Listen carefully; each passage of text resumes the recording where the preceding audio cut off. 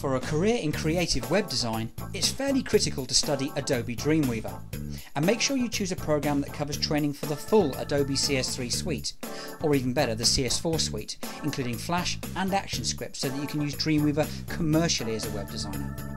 If you're looking to gain your full Adobe Certified Professional or the Adobe Certified Expert accreditation, then these skills are paramount. But designing the website is just the beginning of the skill set that you're going to need. To create traffic, maintain its content and work with dynamic database-driven sites, you're going to need to bolt on further skills such as HTML, PHP, MySQL and Apache Web Server. You should also get yourself a good grounding in e-commerce and search engine optimization. Let's be honest, individual job security really doesn't exist any longer. Most companies will get rid of workers if things get tight. But if your skills and qualifications are in an expanding marketplace, then you're in the right environment for true job security. Where there's a shortage of trained professionals, you'll always find companies looking for the right people.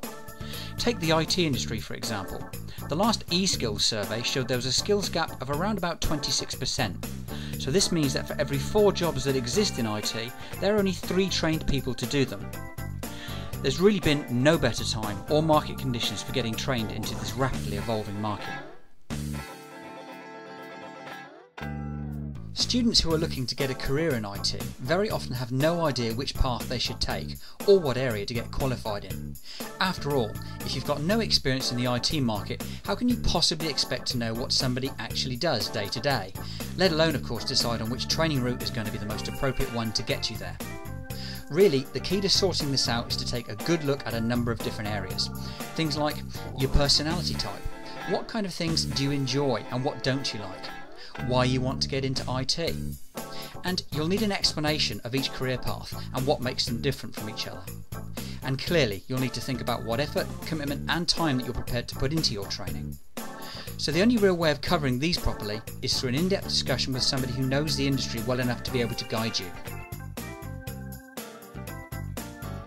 Always remember, the training course or the certificate are not your end goals.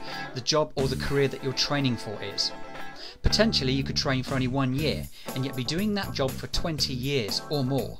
So don't make the mistake of choosing what sounds like an interesting course only to spend 20 years in a job that you don't like. Keep your eye on whatever it is you're trying to achieve and then build your training around that, not the other way around. That's why you always need to get advice from an industry professional. Take a good look at the certifications that you're considering. Make sure they're all current and commercially required. Don't bother with courses that lead to unknown in-house type certificates. Only the fully recognised accreditations from the major players like Microsoft, CompTIA, Adobe and Cisco are really going to mean anything to employers. Any competent and professional advisor will want to really get to grips with your current abilities and experience. This is the only way that you can establish the starting point for your studies. And if this is your first attempt at an IT exam, then you might want to cut your teeth on some basic user skills first. Take advice on the best place for you to start based on your abilities.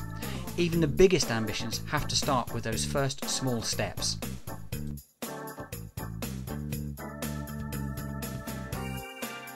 Amazingly, most UK training companies still teach IT from workbooks and reference manuals.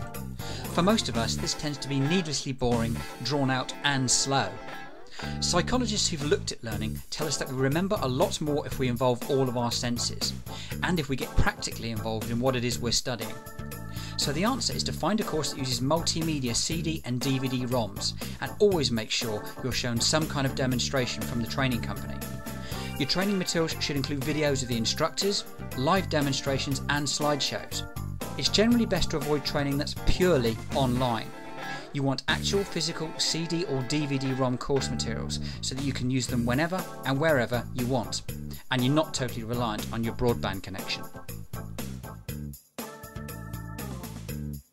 One thing that often gets overlooked by students is how the training is broken down. Typically, you'll join a program that takes 6 to 24 months, and you'll receive one element at a time until graduation. Now, this might sound logical on the surface, but what if you find that that specific structure doesn't suit you? And what if you don't finish all the modules inside of their set timescales? Ideally, you want all of your study materials up front so that you can maybe vary the order if you find another route that's more intuitive to you. You'll find that in-centre workshop days are often sold as a big benefit by many companies. But if you talk to most of the students who've used them, they'll tell you the opposite's true.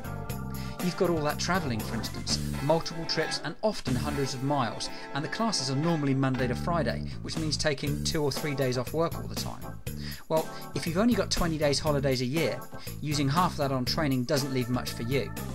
And don't forget the extra costs of travelling and accommodation either. Sometimes this runs into hundreds and even thousands of pounds extra. And maybe you'd like to work at your own pace, or maybe you want to keep your training private so there aren't any repercussions at work. And how do you honestly feel about asking questions in a class full of other people? All these reasons and more are why it's much simpler to watch and learn from pre-filmed classes, taking them when it's convenient for you and not someone else. You can redo the modules as many times as you want, and there's no need to take notes because you've already got the lesson. Quite simply, you'll save time, hassle and money. Many companies provide a job placement assistance service to help you get your first IT job. But often too much is made of this, as it's really not that difficult for any motivated and trained person to get a junior role in the IT industry, as there's such a shortage of trained staff. You would ideally want CV and interview advice though, and we encourage students to get their CV updated the day they start training. Many support jobs are offered to students who are still studying and haven't even passed an exam yet. At least you'll be on the maybe pile of CVs rather than the no pile.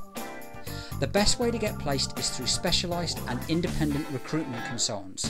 The bottom line is they only get paid when they place you, so they've got the necessary incentive. Many students, it seems, are prepared to study their hearts out for years sometimes, only to give up at the last hurdle when looking for their job. Market yourself, make an effort to get in front of employers. Don't expect that perfect job to just fall into your lap.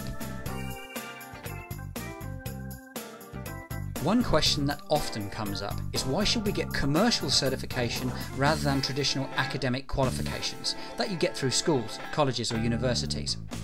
Well, essentially industry recognises that gaining the proper accreditation from the likes of Microsoft, CompTIA, Cisco or Adobe is far more effective and specialised, saving both time and money. Commercial certification concentrates on the actual skills that are required, together with an appropriate level of background knowledge, rather than going into the depths of background detail that academic courses can often get bogged down in.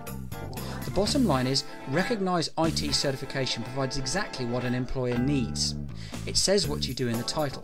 For example, the Microsoft Certified Professional Qualification in Windows XP Administration and Configuration.